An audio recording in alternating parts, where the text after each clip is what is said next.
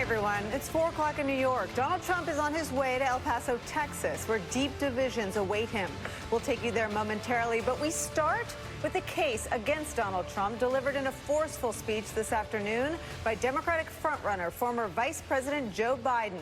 The president's attention is also on Joe Biden this afternoon. The president lashing out against Biden on Twitter during the speech from aboard Air Force One between visits to two grieving communities. The vice president today laying this politically fraught moment in America squarely at Donald Trump's feet. Charlottesville was no isolated incident. When Trump announced he was running for president, he called Mexicans rapists. Days before the midterm, he fomented fears of a caravan heading to the United States, creating hysteria when he said, look what's marching up. This is an invasion, an invasion. He asserted that immigrants would, quote, carve you up with a knife. More recently, he called a major American city, a disgusting, rat-infected rodent mess. No human being, he said, would choose to live, as though the vibrant, diverse community around Baltimore somehow was less than human.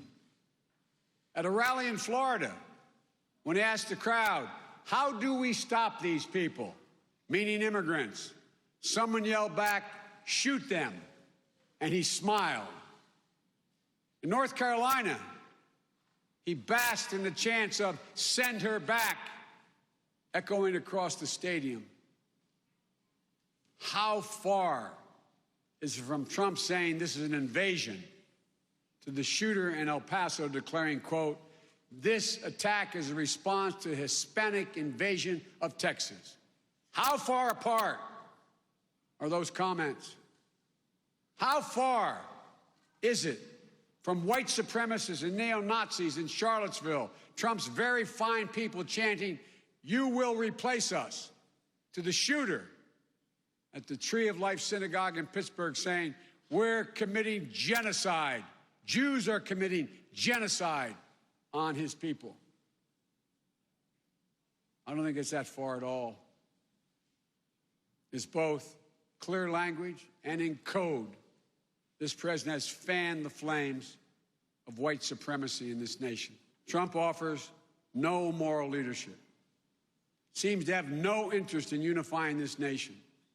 No evidence that the presidency has awakened his conscience in the least. Indeed, we have a president with a toxic tongue who has publicly and unapologetically embraced the political strategy of hate, racism, and division. So it's up to us, as it was in the 20s. It's up to us. We're living through a rare moment in this nation's history where our president isn't up to the moment, where our president lacks the moral authority to lead, where our president has more in common with George Wallace than he does with George Washington. We have to show them who we are.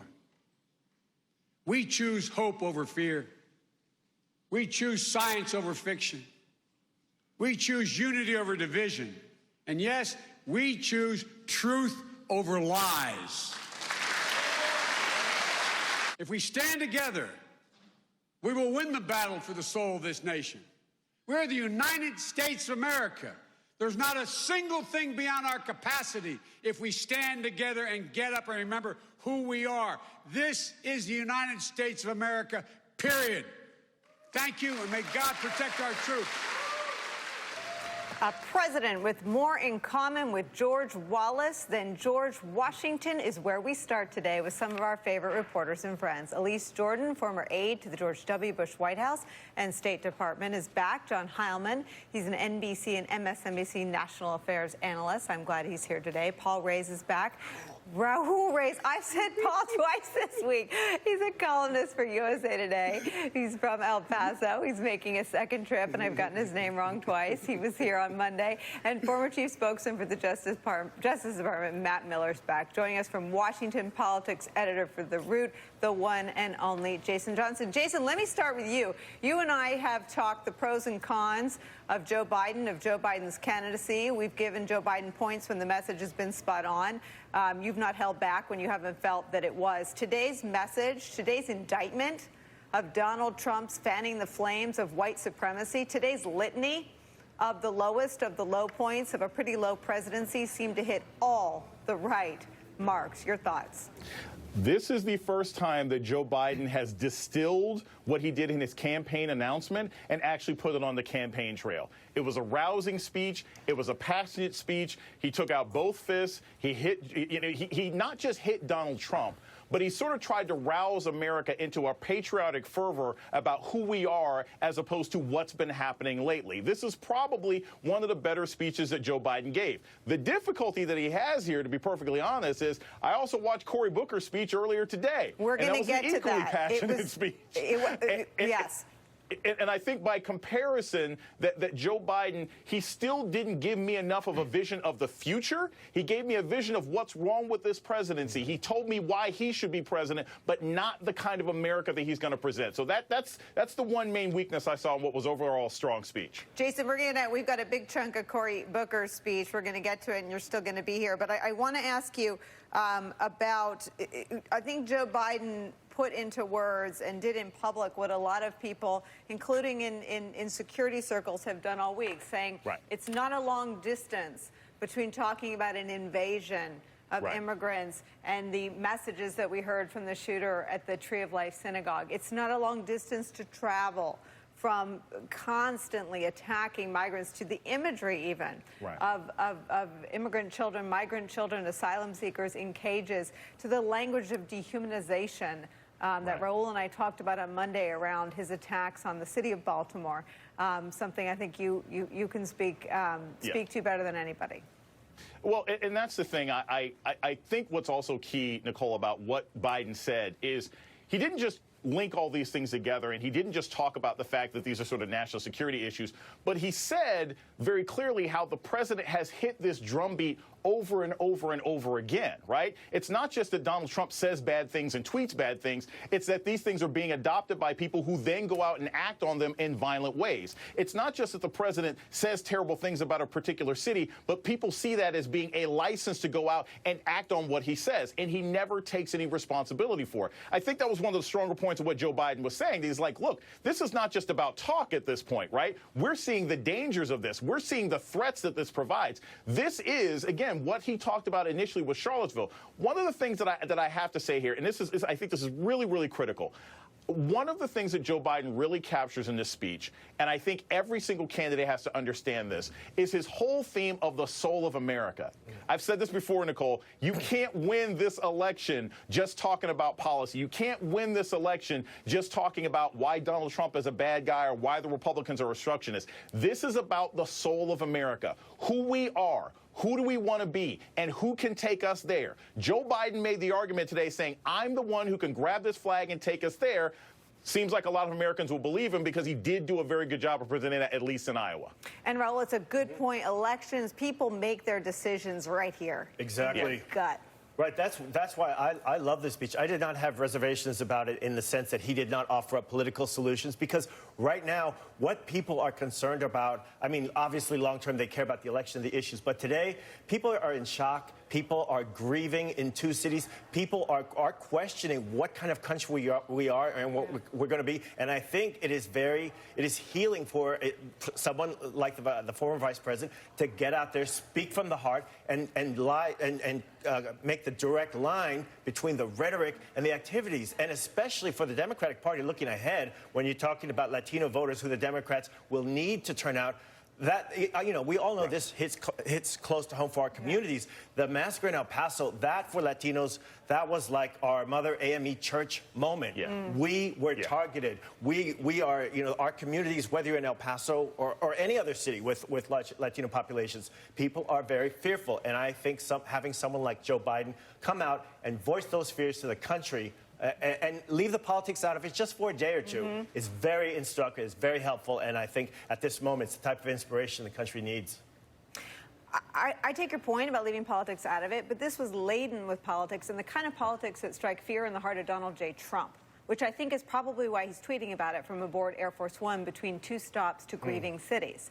And I think that the reason this kind of speech strikes fear in the heart of Donald J. Trump is because this speech was all about the size of your whatever hands. Right. It takes, you know, a little bit of something to go up there on a day like today in this really fraught news cycle and lay all this at Donald Trump's feet, and to start with the rapists and murderers that Donald Trump described Mexicans as rapists and murderers, then to go to the caravan and the craven political midterm strategy of asking for network time, of going into the Roosevelt room on the Friday before the midterms and talking about an invasion that, poof, disappeared after Tuesday. Yeah. Immigrants, talking about them as invading the country, Facebook ads for dozens and dozens of mentions in paid advertising for the re-election campaign, talking about the infestation language he used in Baltimore, Biden listing the shoot 'em moment, putting right. the Trump supporters into the conversation, and the president, I think Biden said, for 12 seconds, Donald Trump basked in the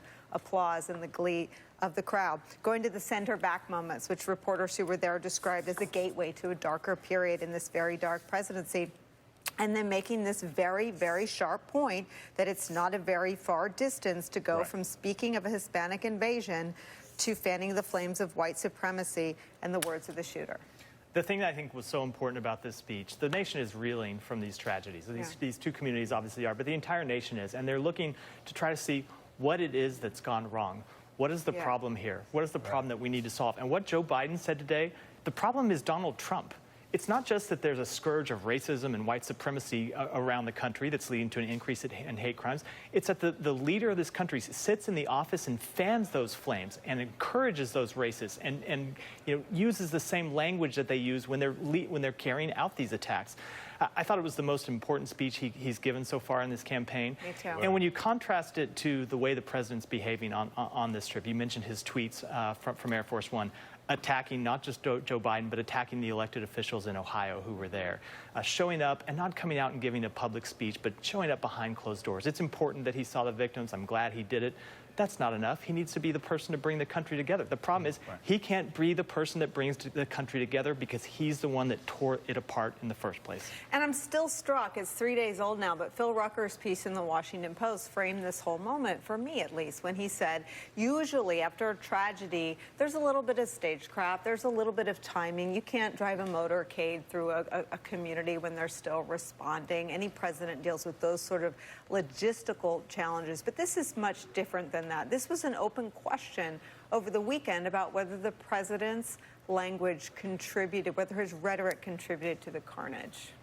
Yeah, I don't really think it's much of an open question. I think it's a pretty closed question, and Biden and others have done the good and important work of tying the rhetoric of the president with the rhetoric of the shooter in El Paso, and obviously with the whole climate that we're living in. You know, to your point, there's a whole bunch of different points around here, but I'll say one thing, you know, the president goes to Dayton just now and got, you know, nobody, even if you hate Donald Trump and if you want to see him lose and you think he's horrible for the country, which I think, you know, many millions of people do, everybody wants him to perform well today because you want him to go to Dayton, you want him to go to El Paso and not give offense. There are people who are in pain. You want him to somehow get through this day in a way he rarely does, which is to get through it by behaving appropriately. So it's great with the low bar that we have that he got out of Dayton without doing anything that caused a problem. But the only way he got out of Dayton without causing a problem today was by not going in public. You know, they kept him under wraps. They kept him behind closed doors. They made it closed press. That, you know, like public condolence, public comforting is what presidents do in these moments. They do it for the nation, and then when they go to those communities, they do it directly. They try to come and, you know, they want to wrap their arms around in a public way. The president's people are so concerned about his inability to perform that basic function in Dayton and today was that they kept him locked away, out of sight. And the first time he got out of their control for a moment, he got on the phone and starts attacking Joe Biden. Right. So, you know, there's a horror to all of that. And I do think, just to say one last thing, which goes to Matt's point, I think Joe Biden gave a great speech today. When Joe Biden is running against Donald Trump, he is in a happy place. He's in a less happy place when he has to fight with Democrats. Sure. And I will say that this question of, is Donald Trump the problem? as Joe Biden believes? If we can get Donald Trump, we'll go back to a better America? Or is there a deeper problem with the Republican Party and with a lot of the country is going to be a lot of what this Democratic nomination fight is about? Let me go to El Paso, where my colleague Jacob Soboroff, MSNBC correspondent, is there with, I think, one of the voices that has touched us all. I believe, Jacob, you're there with Congresswoman Escobar? Yeah, hey, Nicolle, I'm here with Congresswoman Veronica Escobar backstage right now. Beto O'Rourke is up on stage speaking. As we all know by now, President Trump invited you to spend the day with him. He's on his way here right now. You declined. You're essentially boycotting his visit. Remind us why, and have you changed your mind now that we're here today and you see this big crowd? No, we are surrounded by so much love. I would much rather be with my fellow El Pasoans in this incredible moment of faith and love and strength. You know, he has a responsibility, Jacob, to recognize his role in all of this. What I'm going to tell that crowd is that we will be the turning point for the country. We have to be. But in order to do that, we have to demand accountability. We can't be a prop. We can't be an accessory. We have to say, Mr. President, your words harmed us. Your words dehumanized us. And you have an opportunity to take this pain and take this target away. And you do that by owning what you have done, owning what you have said, saying that it is wrong, and telling the world that every human being, regardless of color of skin, regardless of where you were born, whether on this side of the river or the other side of the river, every human being deserves dignity and respect. As you well know, Congresswoman, the president has spoken in this type of dehumanizing language about Latinos who make up 85% of the constituents of this city, of the people of El Paso, for a long time. It was a long time before this incident, this white supremacist terrorist attack happened on Saturday. Is there a way to get beyond this while Donald Trump is still in the Oval Office? We have a long journey, Jacob. There are still people who feel fear, young people who have told me, I never realized that the color of my skin made me a target. Because we're in this beautiful bubble here in El Paso where we just love each other, where we take care of one another, where we're good to one another. So we've got a long journey back to making sure that people are healthy of body, of mind, of heart, and I'm committed to that journey.